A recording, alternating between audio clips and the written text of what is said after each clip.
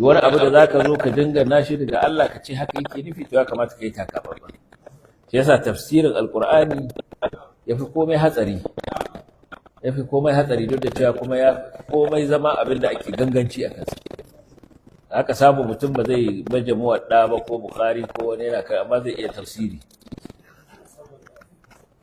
tafsiri. Duk wani dan jaga-jaga zaka ga yana tafsiri, amma ba za ka ganshi ya dauko bukhari ko muslim ko tirmidhi ko wani abu, ya san ya yadda ba zai iya ba, amma kuma ya yadda zai iya tafsiri. Ana ganganci da yawa, don abin da kake cewa aya kaza in aka ja maka kai fassara ka shiga bayaninta, to gayawa cewa mutane kake wannan bayanin da nake yi shine Allah yake nufi da ayar. Kana ga in ka shigo da son zuciyarka da soki burutsunka, Allah ba zai tsiye ka ba?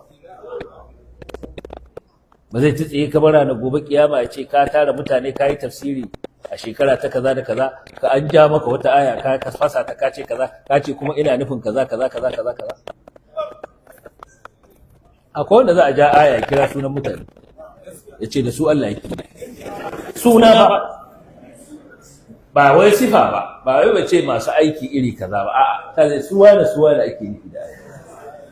Ba za ka ji irin wannan ba sai in siyasa ta rikici, an fara zabe waye ana so a karya wasu fati, to sai ja ayoyi sai ka ji ana kiran sunayen musu wane ku Allah yake nufi. Subhanallah, da girman gaske Allah ya saukar da aya nan an karanta ta sama da shekara 1000. Yau an haifi wani ka kira sunansa ka ce shi Allah yake nufi. To wannan gangancin da ana yin sa.